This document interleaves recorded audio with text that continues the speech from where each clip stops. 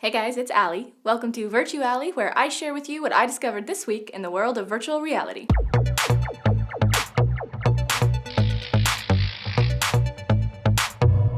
So guys, it's great to be back doing VirtuAlly after a brief hiatus, and before I get started, I wanted to share with you that one of the reasons for my short break was a 360-degree video project that I took part in, along with two friends of mine who are well-known ASMR video creators. Now, I plan on sharing the full details with you once it's out of post-production and I have something more substantial to share with you, but the cliff notes are essentially that I traveled to NYC to team up with a really cool company that's focusing on immersive media, plus two directors who have some history in 3D and 360 video formats. Together, we produced a roughly 20-minute long 360-degree video experience that I'm really excited about. And like a lot of people who are currently dabbling in this format, the project was definitely an experiment, and it was really fun to be on a set that had to adhere to a completely new and evolving set of rules for immersive filmmaking. For example, we had this giant space to shoot in New York City, but because with 360 you can see everything, we had to erect a big tent in the center of the studio to isolate the actors from the crew, and a camera was installed in the shadows of the overhead rafters so that the directors could watch the action inside remotely and give direction from outside the tent. It was also fun getting to check out the 360-degree camera rigs and the binaural audio equipment that was there. The whole experience was really educational, really enjoyable, and I definitely look forward to sharing all the details with you, including the company that I worked with and everyone else involved in the project once it's completed. And at some point I'll also share with you my thoughts on 3D CG versus stereoscopic 360 videos versus 2D 360 videos as storytelling formats, because there are definitely different camps on the topic of which is ideal for VR. But for now, let's talk about what's new in virtual reality. In our first piece of news, LG recently announced that they've been working with Google to create their very own mobile VR device. It looks a lot like a plastic version of Google Cardboard, and that's because it is essentially a plastic version of Google Cardboard. It's called the VR for G3 because, as you might have guessed, the device is only compatible with the LG G3 smartphone, and the design was actually based on the blueprint for Google Cardboard. It works with the Google Cardboard app and other Cardboard-compatible apps as well. Like Google Cardboard, the VR for G3 comes with a neodymium ring magnet on the side that pairs with the phone's internal gyroscope so the user can use the phone without touching the screen. There's currently no word on the cost of VR for G3 or where you can purchase it, but according to LG, they will be running a promotion in Australia where the device will be free with the purchase of a G3 phone for a limited time. Now, LG made what sounds like a bit of a bold claim about the device by saying it can provide users with much sharper image quality for a smoother, more realistic VR experience in comparison to other VR devices. Now, whether or not that's true, people do seem to be kind of split about this news. Some people think that the device coming out will actually hurt VR as a whole by tarnishing its image. Basically, if the average consumer thinks that this device, which probably won't be in the same league as the Rift or even Gear VR, is what today's VR looks like, then they won't be getting an accurate impression of how far we've really come with VR technology. And other people argue that the VR for G3 will just be another addition to the many casual, affordable VR devices that are cropping up, making VR actually more accessible to consumers who wouldn't otherwise be interested. I think that both sides of this argument do have valid points, but regardless of how we feel about it, it is happening, and it's going to keep happening. More and more of these devices are going to keep coming out. I think the only thing that we can really do is trust that the companies who are making truly quality VR hardware understand the responsibility that they have to be the best and the loudest example of what's possible with today's VR. I'm looking at you, Palmer. So in our second piece of news, a new company called RocketSail is currently running a private beta building custom VR avatars for free for use in VR chat.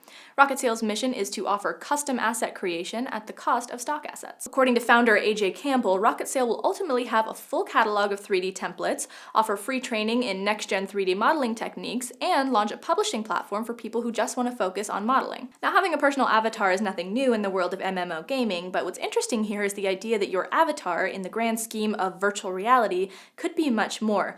For one, it probably won't be limited to just one game or platform, but it will be your official identity when you're surfing the future VR-enabled web. Right now, if I go visit Amazon.com, I feel like a lone shopper on a site that's receiving millions of simultaneous visits by other shoppers, but I'm unaware of them. So it's conceivable that a visit to Amazon.com on the VR web might be like going to an actual store filled with all of the shoppers that you used to be cut off from, but now are represented by their official avatars. So how will I want my identity to be represented on the VR web, which won't be limited to a specific genre like most games? It's kind of like Second Life, but just everywhere. Will I want people to see me as a crazy Tolkien-esque fantasy creature or a photorealistic version of myself? So RocketSail has the custom avatar creation covered, and other companies emerging in this space, like a company called Body Labs, can make an avatar look just like you. Their approach is using a full-body 3D scanning system to reproduce an avatar that matches your actual physical specs, while companies like WorldViz provide quick, off-the-shelf, prefab avatars from their library. My guess is that for a lot of people, the value of these companies will be in their ability to provide an avatar that stands out from the pack, something unique to the bajillions of other dark elves and superheroes and like porn star hot avatars that will undoubtedly populate the space. And the companies who do that the best will presumably command the highest price for their services. It'll be interesting to see what kind of hyper-Darwinism takes place in a future VR world where anyone can look any way they want. Are people going to opt for conventional physical beauty, or will that be too easily attained and thus not enough to compete in a place where your physical identity is only limited by your imagination? It's an idea that definitely beckons a lot of questions, and many more ethical and philosophical ones are definitely going to emerge. But at its most basic, how you'll be represented in VR is an obvious need, and it's really cool to see the first crop of companies stepping up to fulfill that demand. So for this week's interview, I got to talk with Aaron Lemke, the founder of Unello Design and creator of the VR relaxation experience Eden River. Check it out. Okay, so we're here with Aaron Lemke, the founder of Unello Design, the creator of VR experiences Eden River and Opera Nova, and we're here in his awesome studio. Hey, Aaron. Howdy, how's it going? Great, thank you so much for coming on the show today. Thanks for having me. So can you tell me about Unello Design? Unello Design is what I call my virtual reality studio. Right now I'm focusing on kind of transcendent, slow-paced, relaxing nature, all those words, because there aren't a ton of people doing that in VR right now. So do you want Unello Design to focus on relaxation and kind of transcendental experiences, or do you ever want to branch out into other genres? Oh, I definitely love to branch out. I think at first I'm going to focus on the kind of transcendental stuff because I don't know, that's what I always thought VR was going to be really cool for. Is kind of experiences that you can't have in any other medium, like something that transports you and changes how you think about the world and maybe, your avatar, your body. But yeah, I definitely want to get into kind of animated short films. That's something I've been thinking a lot about lately. So tell me what in your life, in your experiences, has inspired you to create those more kind of slow-paced, relaxing experiences as opposed to fast, action-packed experiences? I went camping a lot when I grew up, so for sure, just a deep appreciation for nature. But also right when I got the Rift, it's kind of like most of the demos that you could play were either horror demos or like the first demo I played or first game I played was Team Fortress 2, which is a multiplayer, first-person shooter, very, very fast-paced, and does not work at all in the Rift because your character is running like 75 miles an hour, and when you get hit with a rocket, your body becomes a rag doll, and like the camera goes everywhere. So It's Vomit Town. yeah, that kind of stuck in my brain. Like, I don't want to do that. Yeah, and just no one was making those types of things, and it was like, well, like I can do that. So Aaron, you are part of kind of an early crop of developers who are already churning out content before there's even a big consumer device ready for VR. How at this early stage are developers able to monetize what they're creating, and what tools, what resources are still needed to help push that forward? Well, Gear VR just came out, but we can't charge money there yet. Right. Which is part of the reason why I just finished porting my game Eden River to the Google Cardboard rather, and selling it on the Google Play Store. As far as other resources, I've been using itch.io to sell Eden River, the PC version, on my website, and it's just it's a free widget that you can embed into your website that lets you charge however much you want for a game.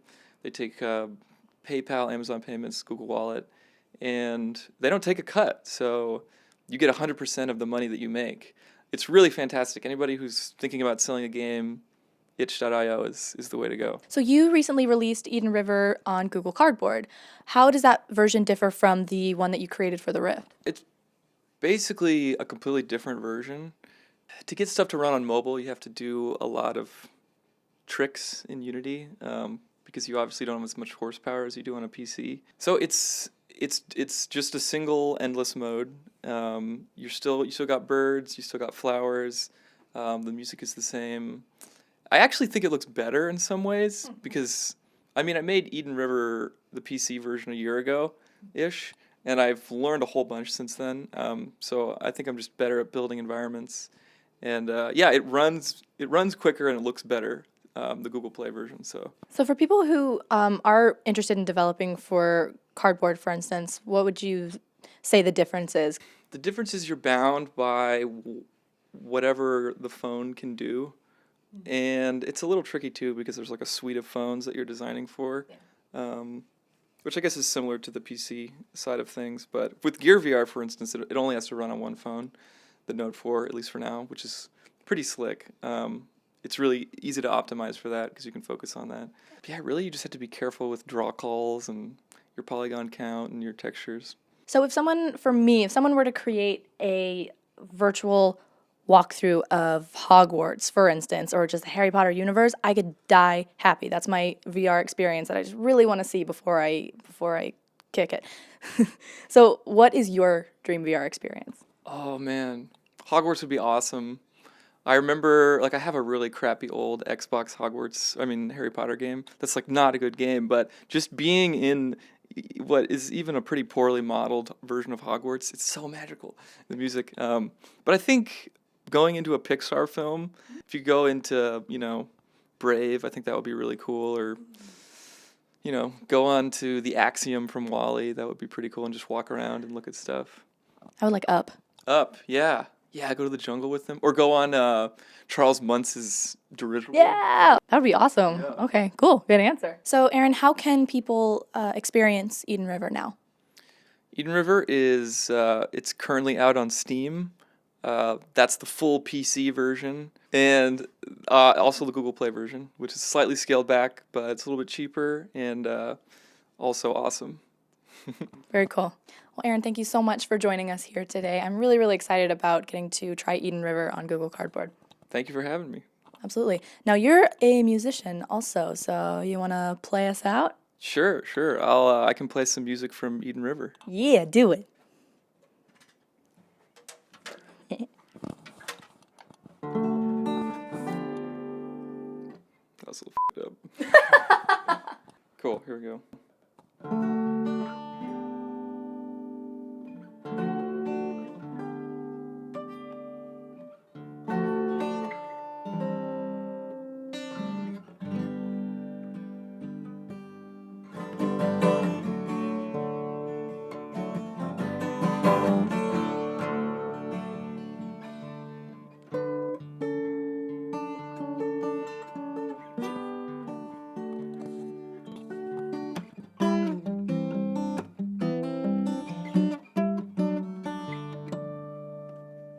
Many, many thanks to Aaron for coming on the show, and you can find Eden River for Google Cardboard in the Google Play Store.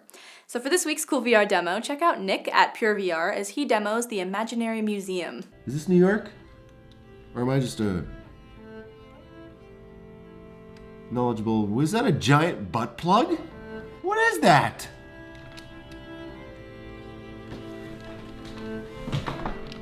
It's a giant butt plug. I think that was a giant butt plug. So last time, I asked you guys what musical group or artist you'd like to see in concert in VR. The Last American Jedi said, my VR concert experience? Star Wars in concert. That John Williams musical journey featuring a symphony orchestra and choir, along with 3D VR footage from the Star Wars films happening all around you. Yes, that. And Warrior said, second to Coldplay, I'd love to see Journey, 1980s rock. I'm not sure why you listed Journey as second to Coldplay. Must have been a typo. And Keith said, not you two. Yeah. So this week, my question for you guys goes back to the VR for G3 story. Do you think that simple, inexpensive VR devices will ultimately help VR as a consumer product or hurt it? Let me know in the comments down below or tweet me your answer at PixelWhipped. Well guys, thank you so much for tuning in to another episode of VirtuAlly. My name is Allie, and I'll see you next time. Bye. Fidelity, good, usability. The frame rates are freaking fantastically perfect, and latency is awesome. Can barely tell. This is great. This is a proper working, functioning demo as far as I can see so far. So we've got these different artworks already, and all I have to do is press enter on each one. So I've never seen the Mona Lisa in person, but this is about as close as I'll probably ever get. And I have to say, it looks pretty darn good. Like, this looks pretty nice.